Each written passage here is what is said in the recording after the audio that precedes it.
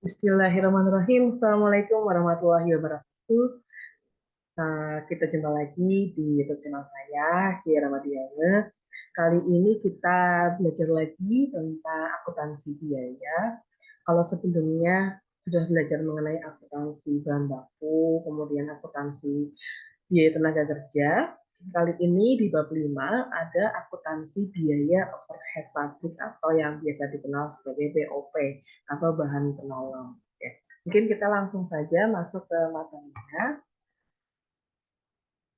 Ya, di sini kita bisa lihat bahwa tujuan pembelajaran kita diharapkan mahasiswa bisa bertanggung jawab menyelesaikan pelaksanaan perkuliahan di bab 5 di materi bab 5 ini. Kemudian diharapkan mahasiswa bisa memahami konsep mengenai akuntansi biaya overhead pabrik, seperti pengertiannya, kemudian jenis, penentuan tarif biaya overhead pabrik secara terstruktur.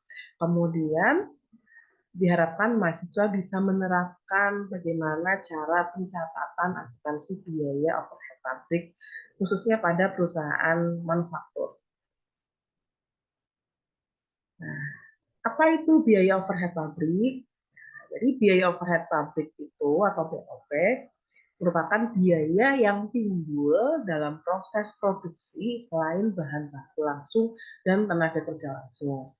Jadi kalau di suatu proses produksi ada biaya-biaya penolong, ya, biaya-biaya penolong itu apa saja? Misalkan bahan baku tidak langsung, bahan baku penolong, kemudian tenaga kerja tidak langsung, itu merupakan biaya BOP. Nah, pembebanan BOP di sini bisa kita tahu bahwa ada dua metode, metode proses costing dan metode job order costing. Jadi pembebanan BOP ketika perusahaan itu menerima pesanan secara job order, menerima pesanan, maka pembebanan BOP itu dilakukan secara tidak langsung. Sedangkan kalau perusahaan itu memproduksi suatu produk secara massal, maka pembebanan BOP itu dilakukan secara langsung atau menggunakan metode proses costing. Nah, tujuan dari akuntansi biaya overhead pabrik itu apa saja? Yang pertama adalah mengetahui penggunaan biaya, ya, khususnya biaya overhead pabrik secara efektif dan efisien. Kemudian yang kedua adalah menentukan harga pokok produk secara tepat. Yang ketiga, mengetahui alokasi BOP sesuai dengan departemen tempat biaya yang digunakan. Yang keempat adalah sebagai alat pengawasan biaya overhead pabrik. Kenapa? Karena memang kita tahu bahwa BOP itu bahan penolong yang sifatnya biasanya kecil-kecil. Beda sama biaya utama, ya, biaya utama atau biaya bahan baku langsung dan tenaga kerja langsung itu sudah jelas ukurannya dan biasanya bisa besar, namanya juga utama gitu ya. Tapi kalau BOP karena penolong maka kecil-kecil dan rinci, ya, jenisnya sangat banyak sehingga ini diperlukan untuk pengawasan penggunaan BOP. Yang selanjutnya adalah karakteristik BOP. Ya, karakteristik yang perlu dipertimbangkan guna untuk mengetahui jumlah biaya yang sewajarnya dibebankan kepada produk. Jadi karakteristik BOP itu yang pertama adalah hubungan overhead pabrik dengan produk atau volume yang diproduksi. Jadi kita harus tahu produk itu volume yang akan diproduksi berapa, sehingga kita membutuhkan biaya overhead sebanyak apa. Kemudian yang kedua adalah overhead pabrik berurusan dengan elemen biaya yang tidak dapat ditelusuri dan diidentifikasi secara langsung kepada produk atau pesanan. Jadi BOP-nya langsung nih dibebankan dan direncanakan di awal. Ya, atau bisa juga dengan dibebankan dengan biaya-biaya yang lain yang ada pada proses produksi. Yang ketiga adalah banyak jenis dan pengelompokannya. Jadi BOP itu memang jenisnya banyak dan pengelompokannya juga. Nah, bisa kita lihat di sini pengelompokan dari BOP sendiri. BOP itu salah satunya adalah ada biaya bahan baku tidak langsung, biaya penolongnya. Kemudian biaya tenaga kerja tidak langsung itu masuk kategori BOP. Kemudian biaya BOP yang lain adalah biaya maintenance, biaya administrasi, biaya asuransi, dan lain sebagainya, biaya listrik. Nah, pengelompokan BOP sekarang. Jadi pengelompokan BOP di sini ada 3. Yang pertama adalah pengelompokan BOP berdasarkan jenisnya.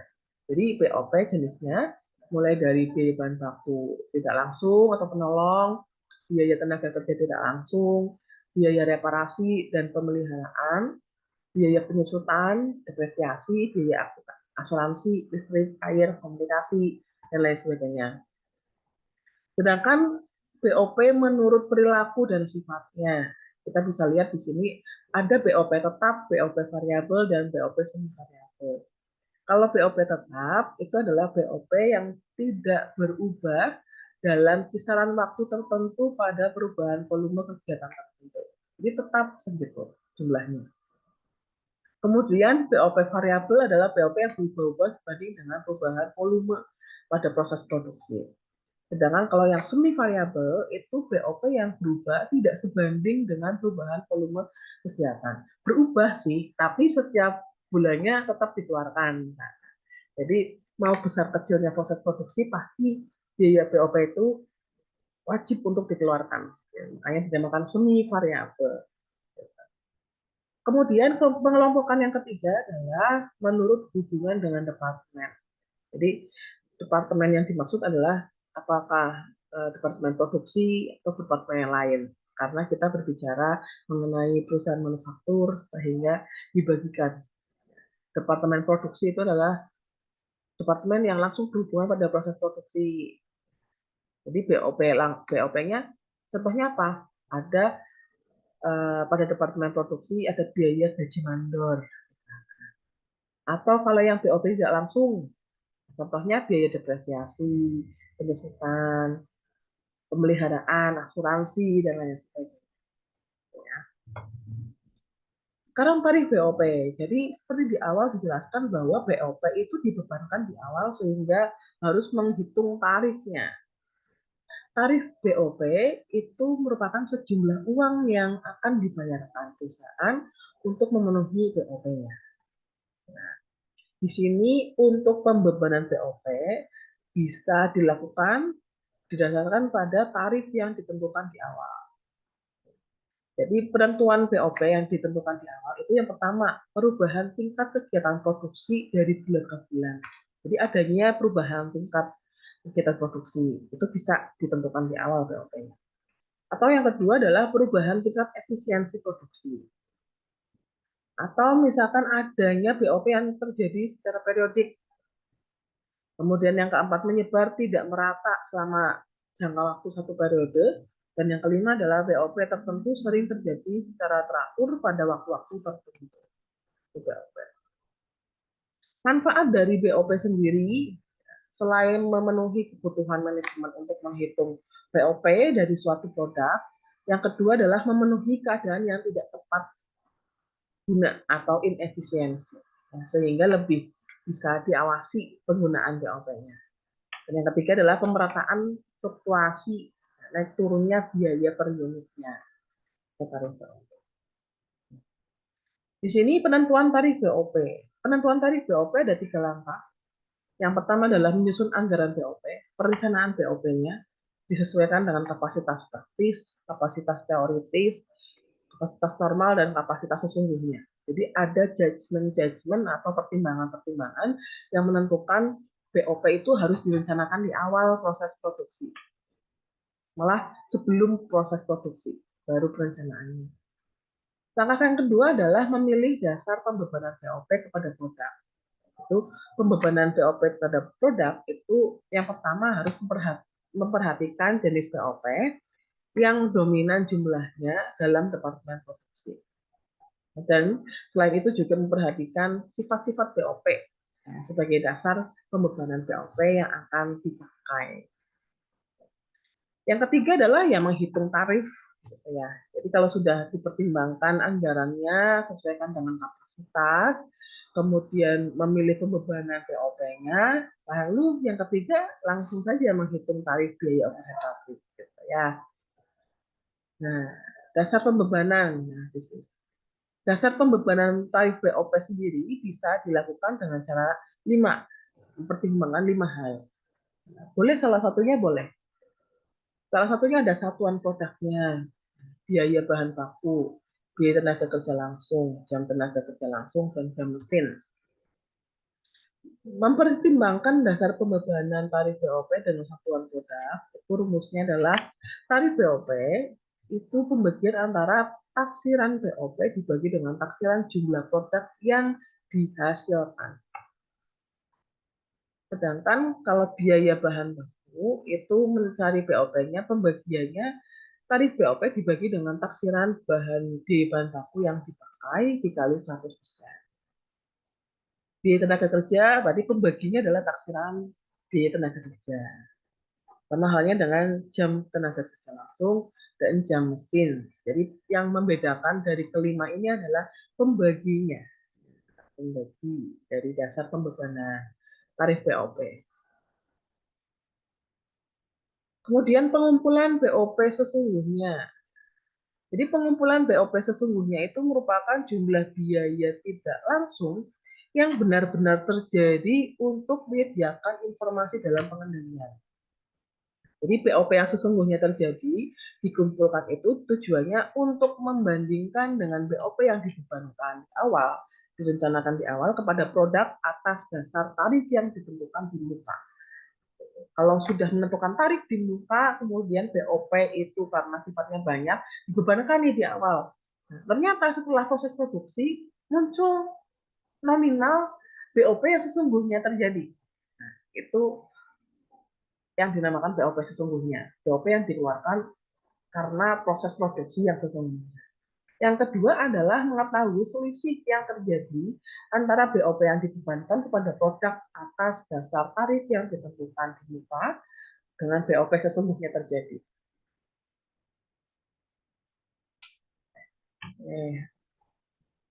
Kemudian, pembebanan BOP kepada produk atas dasar tarif itu bisa dicari dengan dua metode, ada full costing dan variable costing. Kalau full costing berarti produk akan dibebani BOP dengan tarif BOP variabel dan tarif BOP tetap. Tapi kalau variable costing berarti tarif BOP-nya hanya BOP variabel saja, ya, variabel dan atau berubah-ubah saja.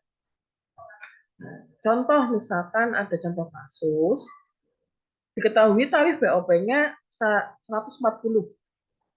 Tarif BOP 140, kemudian jam mesinnya 75.000.